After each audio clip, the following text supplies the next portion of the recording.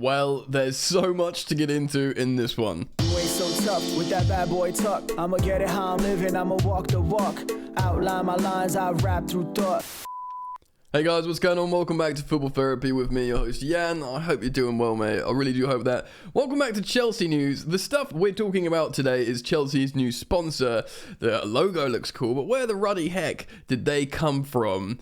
The curious case of Robert Sanchez's plummeting transfer fee from Brighton, and Thomas Tuchel breaking the narrative entirely and trying to get Kepa at Bayern.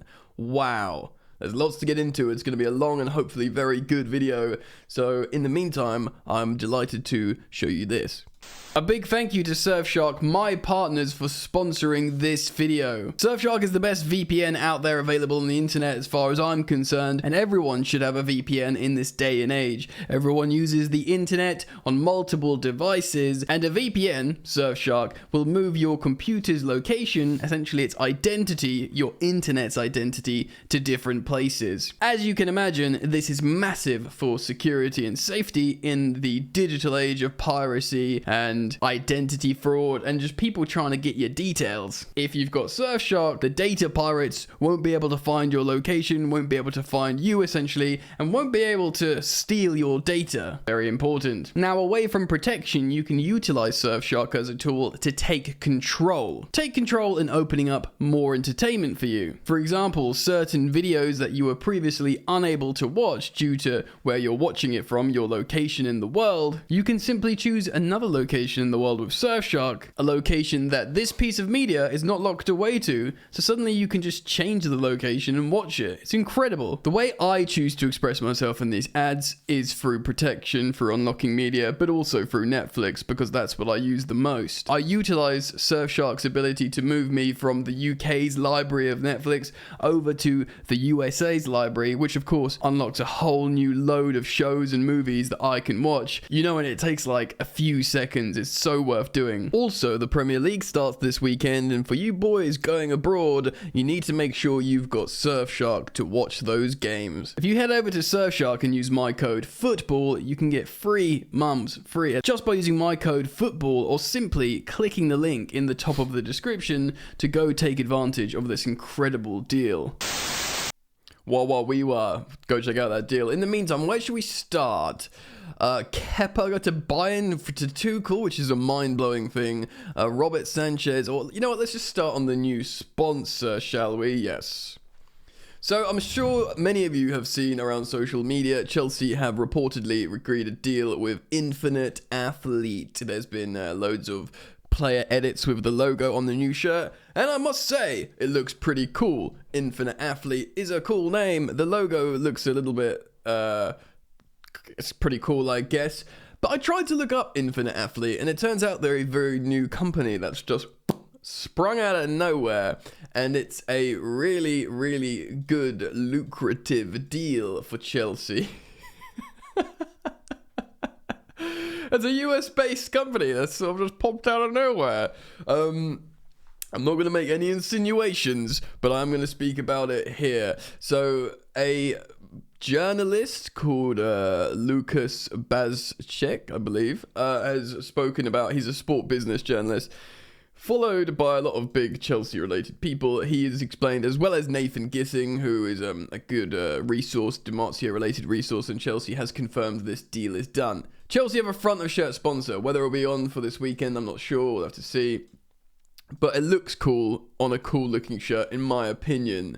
Let's read what this chap Lucas is saying, and then we can form our own opinions about it. Done. Chelsea finalised a front of shirt sponsorship deal worth close to £50 million a year with US-based tech company Infinite Athlete. The breakthrough turned out to be negotiations during the club's tour in the US. Interestingly, this is the third highest deal in the Premier League after Manchester City and Liverpool. Wow. So Manchester City and Liverpool, Man City are obviously going to have really, really big, high sponsors. I'm not going to just comment on that. Liverpool have long had their relationship with their front of shirt sponsor, but to get more than a Manchester United, which is a marketing brand behemoth in the Premier League, the biggest club in the Premier League, in English football, Manchester United. So, let's have it right, frustratingly. So to have more money than them, obviously this was negotiated more recently, inflation, more money in the Prem. But at the same time, we're not in any European competition. We are not in, not even the conference. But this seemingly didn't matter, and we've secured a front of shirt sponsor. This is exciting and positive. I guess it being American and seeing the fanfare of American fandom with Chelsea out on the, the aforementioned tour here, that might have, if this is a normal negotiation, tipped the company to think, all right then, lest we forget, Chelsea have a profound fan presence in the US of A. And we have done for many, many years, actually, for like 20 odd years. So maybe that had something to do with it speculatively. He goes on to say this. Infinite Athlete is the new parent company formed after sports operating system Tempus Ex Machina acquired athlete safety engineering firm Biocore last week. So yeah, this is what I couldn't find it online. As soon as I was like, oh right, Chelsea have got a new sponsor. Why can't I find these guys? Like, what's going on here? Their SEO is dwarfed by some other smaller company. And I was like, well, that's not them. Where are they? What's happening? Why is this weird? So it is Tempus X that have like purchased them, and they've got a new engineering firm. They bought an engineering firm called Biocore just last week. So they're forming a new thing called Infinite Athlete. Chelsea and Tempus commenced a 7-year partnership last spring that seeks to further enhance the fan experience. Right. Okay, so hold on a minute. So Chelsea already have a relationship with Tempus. And now they're making a new company so they can give us £50 million in a shirt sponsorship deal. Yes, and the Tempest does football fan experience, football analytics, and club operations. Ooh, it might all be kosher. It might all be legitimate. Should we all just hope it is and move on? I mean, I don't know. Anyway, the logo looks cool. I'm sure you guys have seen it. We are going to move on. We're going to talk about Thomas Tuchel wanting Kepa Arrizabalaga next. That's pretty wild. Okay, so journalist Matteo Moretto, who's a journalist for Revelu, says Bayern Munich will present the first offer for Chelsea in the next days. So Thomas, and then multiple different journalists are saying about how Thomas Tuchel has wanted to ask for Kepa. Of course, they got Jan Sommer in goal at the moment. He's a good goalkeeper in himself, by the way. This is Kerry Howe, he's a reporter for Sport 1, and Bayern said, breaking news, Thomas Tuchel has wanted Kepa, and Bayern are willing to talk to Chelsea. Kepa can imagine a move. The first talks have already taken place. The next steps in the coming days. Bayern also have 2 other goalkeepers on their list. Bayern Munich would loan Kepa with an option to buy. Thomas Tuchel recommended him, even if he used Mendy at Chelsea mostly. This is like through the looking glass stuff here. Then why did you recommend Kepa? Mendy has chased the bag all the way to Saudi Arabia, and good luck to him. And I know Kepa came back into the fold when Mendy got injured, so maybe he fell back in love with Kepa, but it just didn't feel like, this is the guy he'd turn to. I mean, we'll speak about Sanchez in a moment and his capacity to maybe become first-team goalkeeper. Of course, on a video recently, we did a stats comparison, and Kepa kind of won out in their both, decent sample size of Premier League football. Kepa to Bayern, well, I can understand the allure. It's Bayern Munich. You'll win loads of league titles. He hasn't won a league title at Chelsea. He'll look at Man City and think, it's going to be very tough at the moment to win a league title with Chelsea. I mean, maybe more the likes of Gaga Slonina can dream of that in the future. Maybe even Sanchez, who's 3 years younger than Kepa. Kepa's only 28, mind, but maybe he thinks, right, I can go to Bayern Munich, win the league loads, fight for a massive club, and have a crack at the Champions League again, but this time as the first choice team goalkeeper. I mean, it's certainly a curveball, isn't it? It's a massive move if it happens, and I kind of am okay with it. I'm thinking about it more. I've sort of made peace with Kepa remaining the first team goalkeeper for this season, because it looked like that was going to happen. His graphics outside Stamford Bridge, the big shiny thing they put up on the wall. I'm sure they can take that down if they get a lot of money for him. But you know what I mean? I'd emotionally be like, right, it's fair enough, fine. We've got a good backup in Sanchez. We'll talk about him in just a second. You know, I was kind of like cool with it. I don't know, man. Like, what if... But what... So what do we do? What's happening here? If Bayern do present a case to get Kepa's massive wages off the books. Kepa's got huge wages, by the way. And he costs a lot of money on the books still. So if they're like, look, we'll do a loan with an option to buy if he, like, settles. You'll make, like, you know... What if he last year of his contract next year? No, so 20 million plus we'll take all his wages and give you a loan fee this summer. I mean, that's great. And then Sanchez will be on much less wages, and then you can bring in another second keeper on much less wages. Your new wage structure is safe, it's intact. Chelsea will be tempted. What do we do? Do we bring in another second choice? Do we use one of the kids as a second goalkeeper? Because we're not in Europe, so what is Robert Sanchez, the boy, moving forwards? Very, very interesting. Let me know your thoughts on that, and let's talk about Sanchez. Right, the Mail writes, the curious case of Robert Sanchez's plummeting price tag. Brighton wanted £70 million, but Chelsea got him for 20 million plus 5 add-ons. So £50 million less. How did this happen? Well, let's find out. Potentially our first team goalkeeper if Kepa goes to Bayern Munich. Wow. At one stage, not all that long ago, the asking price for Robert Sanchez was up to £70 million. He was so highly thought of at Brighton, and I kind of remember this as well. Earlier this summer, Chelsea made an inquiry for him, and even then it was £40 million, which abruptly ended the conversation. So Brighton currently standing firm on their £100 million valuation of Moises Caicedo. The reduced price Chelsea managed to secure considered a victory of sorts. Of course, the deal was agreed worth 25 million, so it's 20 million up front. I really want to assert that because 20 million up front is different to 25 million up front. It was the price that attracted Bayern Munich too. Well, Bayern Munich are looking for a goalkeeper. Maybe they're going to have Kepa. It's just wild, man. The German Giants made a last-minute inquiry for Sanchez, checking to see if his move to Chelsea was done, and there was time to hijack it. Still a chance to hijack it. I can't read English. No, fortunately not. I mean, I feel like, yes, we got him. Did I even want him?